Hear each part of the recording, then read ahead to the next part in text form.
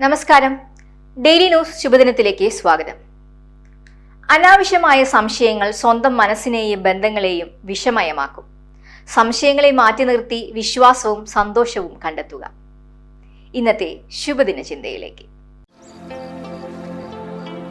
Daily news ശുഭദിനം നിങ്ങൾക്കായി അവതരിപ്പിക്കുന്നത് ജോയ ലൂക്കാസ്.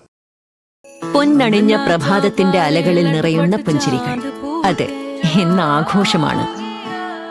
ജോയ ലൂക്കാസ്, ഓരോ ആഘോഷത്തിന്റെയും ആത്മാവ്. വളരെ സന്തുഷ്ടരായി മാതൃകാ ജീവിതം നയിക്കുന്ന ദമ്പതികളായിരുന്നു അവർ. ഒരു ദിവസം പതിവിലും നേരത്തെ അയാൾ വീട്ടിലെത്തി. ഒരു യുവാവ് തന്റെ വീട്ടിൽ നിന്നും ഇറങ്ങിപ്പോകുന്നത് അയാൾ കണ്ടു.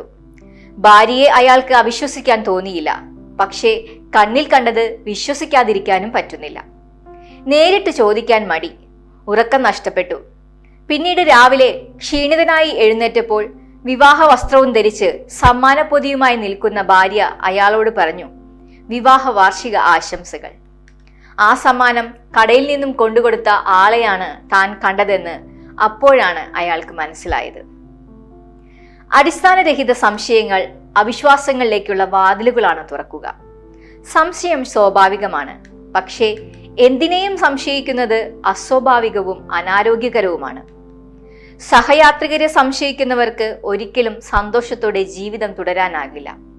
അതുപോലെ സംശയദൃഷ്ടിയോടെ പെരുമാറുന്നവരുടെ കൂടെ സഞ്ചരിക്കാനുമാകില്ല.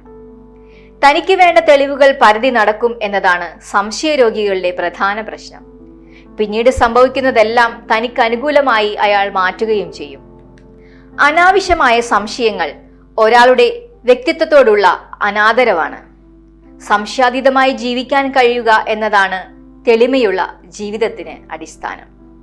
ശുഭദിനം. ഡെയിലി ന്യൂസ് ശുഭദിനം നിങ്ങൾക്കായി അവതരിപ്പിക്കുന്നത് ജോയ ലൂക്കാസ്.